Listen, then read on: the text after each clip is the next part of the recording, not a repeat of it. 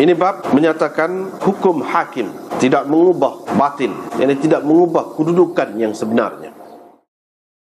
Dengan sanadnya Imam Muslim meriwayatkan daripada Ummi Salamah, beliau berkata, Rasulullah sallallahu alaihi wasallam pernah bersabda, sesungguhnya kamu mengadukan perkara kepadaku, boleh jadi sebahagian daripada kamu lebih pandai berhujah daripada sebahagian yang lain.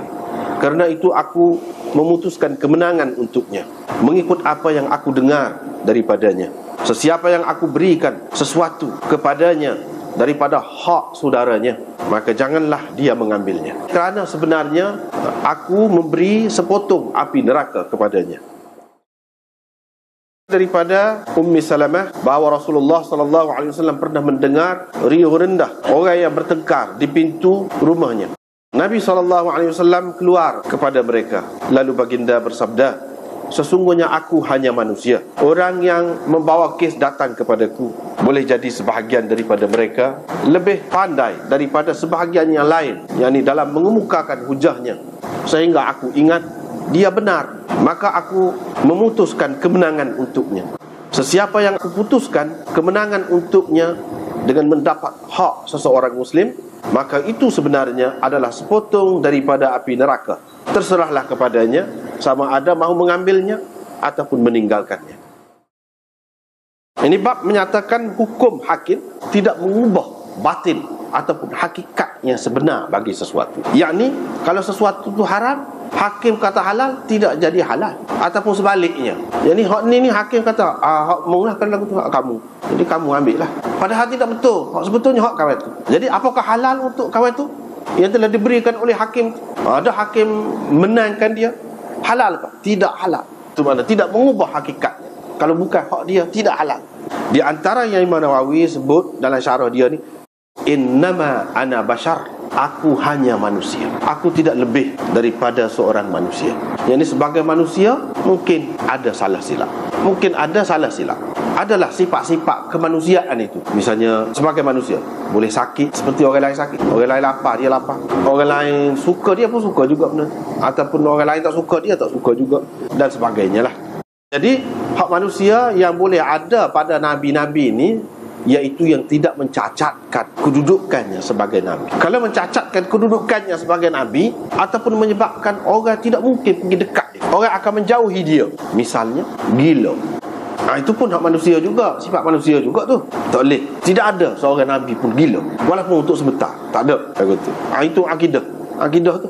Ataupun penyakit yang teruk sangat yang menyebabkan misalnya bau busuk kau, jadi orang tak boleh masuk dekat, tak boleh, tak ada. Lepas tu hak cerita Nabi Ayub yang kena sakit kulit berat tu kan, siapa bau busuk, itu Israiliyat, tak boleh pakai. Dia ada sakit tu, tapi tidaklah sampai begitu, seperti yang digambarkan dalam riwayat Israiliyat.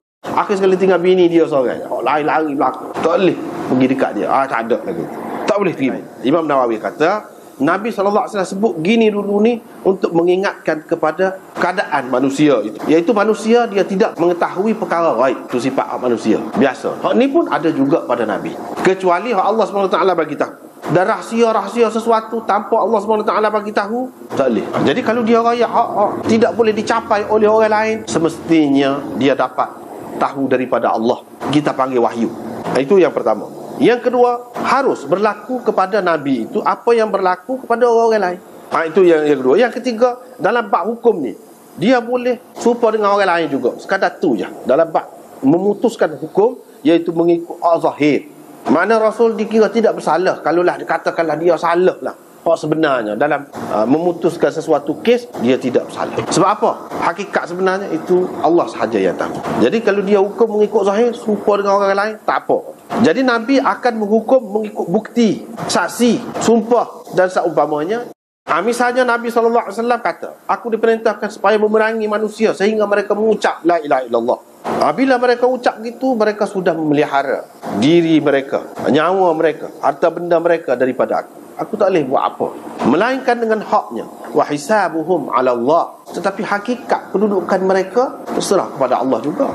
Bila dia buat gitu, segala hak sepuluh orang Islam lain buat, kita kena anggap dia sebagai Islam. Nabi pun anggap gitu.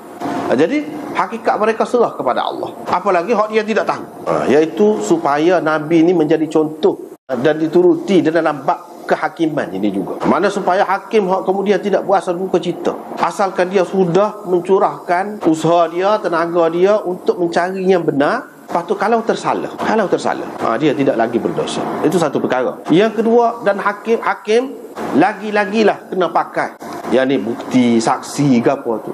Sebab Nabi SAW sendiri pun pakai, apa lagi orang lain. Jadi kalau salah tu tak kira, tak apa. Ini menyenangkan hati orang kemudian tu, tidaklah berasa berat, berasa terseksa. Asalkan dia sudah ikut hak zahir, supaya hak Nabi, royak tu cukup dah. Tidak boleh kita kata royak gitu saja. Tidak memadai. Sebab kita kata Nabi boleh royak, kamu boleh nikah, boleh gitu gini, tapi dia tak nikah, kita tak akan puas hati. Jadi berlaku kepada dia buat itu ada kalanya untuk maksud sani, supaya lebih tenang hati pengikut dia. Memutuskan kes mahkamah, kita kata. Tujuan dia nak menyenangkan hati hak kemudian lagu itulah kedudukannya. Berbeza dengan kalau hakim tu tahu salah, itu lain cerita. Tahu dah ni memang salah, itu memang dosa lah dia. Kalau dia tidak tahu, semata-mata berdasarkan bukti dan saksi hak zahir ni, maka padas kat tu. Itu sebab Imam Nawawi kata, orang tak panggil salah ni, kalau nak kira salah, hak sebenarnya tidak salah. Bahkan hukum itu betul dah, mengikut saluran dia tu betul. Cuma salah dari segi hak hakikat sebenar, dari segi prosedur dia tu betul dah. Jadi dibebankan Nabi SAW nya sekat, iaitu kena beramal, kena menghukum mengikut saksi dua orang misalnya. Baik, kalau saksi itu saksi yang dusta atau seumpamanya, fataksir minhuma, kesilapannya bukan kesilapan Nabi, kesilapan orang itu lah. Dan kalau lagu ni dia boleh ke dia pun, walaupun Nabi sendiri pun bui, Nabi kata dah kan aku bui dengan aku ke dia tu, mana tak betul lah. Dia kata dalam hadis ini ada dalil bagi mazhab Malik, Syafi'i, Ahmad dan jumhur ulama bahawa hukum hakim tidak mengubah batin, tidak menghalalkan yang haram. Apabila dua orang saksi dusta bersaksi untuk seseorang manusia, untuk seseorang bahawa benda ni hak dia, hakim pun memutuskan berdasarkan saksi itu, tidak halal bagi orang yang diputuskan kemenangan untuknya, tidak halal kepada dia harta tu, tak boleh ambil hak sebenarnya. Tapi dari segi dunia boleh lah, kira selesai. Tapi hak sebenarnya tu ada pendakwa tu lah yang tahu. Mungkin saksi dia tu hak dusta tu dia tahu, tak boleh ambil. Kalau ambil maknanya harta haram. Begitu juga kes-kes lain pun begitu juga haram. Kalau dua orang saksi bersaksi atas seseorang melakukan pembunuhan, tidak halal bagi wali, yakni keluarga yang terbunuh itu membunuhnya dalam keadaan dia mengetahui saksi dua orang itu dusta. Hakim kata boleh nak bunuh dua orang saksi. Hakim tak tahu saksi itu dusta, tetapi keluarga, ayah kena bunuh ataupun anak kena bunuh, dia tahu saksi itu dusta, dia tak boleh bunuh. Kalau bunuh dosa besar, dia tak kena bunuh balas lah. Dia muka hakim benar dah. Kita kata hakim tak tahu cerita tuan diri saya, dia tak boleh dalam apa kes pun. Kalau dua orang saksi dusta bersaksi bahawa satu orang tu dia cerai bini dia, tidak halal kepada orang yang tahu dua orang saksi ni dusta untuk mengahwini perempuan itu selepas daripada qadi memutuskan cerai dah lah. Dan bukan dua orang saksi ada, jadi kamu jatuh, tolak dah lah. Jadi perempuan tu kata suami dia cerai ada, suami dia kata tak. Saksi balik perempuan dia kata memang cerai ada. Jadi hakim pun berdasarkan saksi dia kata betul lah, cerai lah. Tiba-tiba satu orang lain dia tahu cerita ni tak betul saksi ni, misalnya saksi royak ke dia ke, tak boleh nikah. Sebab apa? Bini orang lagi dia tidak cerai. Orang yang tahu tak boleh nikah. Jadi Nabi SAW tak builah kalau seseorang tu tahu hak sebenarnya tak boleh, walaupun menang dalam mahkamah, tapi hakikat sebenarnya dia tidak menang, dia dapat neraka. Itulah kelebihannya orang yang ada akidah, orang yang beriman, dia tidak akan buat sesuatu walaupun terlepas dari segi hak zahir ni, dari segi kerajaan, pemerintah, penguasa, mungkin dia lepas, tetapi kalau memang benda tu salah, dia tidak akan buat. Sebab apa? Tak ada apa kelebihannya kalau kita dapat kemenangan dengan dapat mata benda yang sedikit dunia ni, lepas tu boleh neraka. Tak ada apa lebih. Bahkan itu tidak akan dilakukan oleh orang yang beriman. Dan Nabi SAW sebut sini hak seseorang Muslim. Dia kata sesiapa yang aku bagi kepada dia hak saudaranya. Apa sebut saudara? Dia nak kita ingat, lebih ingat, bukan orang lain ni. Hak kita berurusan ni adik-beradik. Jadi adik-beradik patut kita buat lagu tu, bawa saksi palsu, bagi sumpah palsu dan makan hak dia. Adakah patut? Tujuannya nak buat mari dalam hati dia tu, halangan yang mencegah dia apabila ingat ni saudara. Lepas tu sebut pula Muslim. Patut kau orang Muslim kita buat lagu tu? Tidak patut. Imam Nawawi kata qaid ini, qaid Muslim ini mengikut hak biasa dalam masyarakat Islam. Bukan bermakna orang kafir boleh. Kalau orang kafir kita dakwa, hak bukan.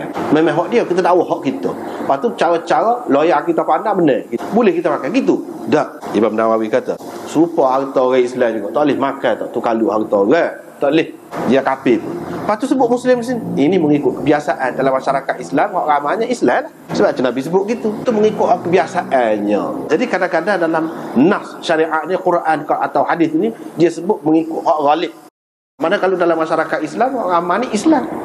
Bukan bermakna harta orang kafir kita boleh ambil dengan apa cara sekali, tak boleh. Hak boleh kafir harbi, hak tu lain.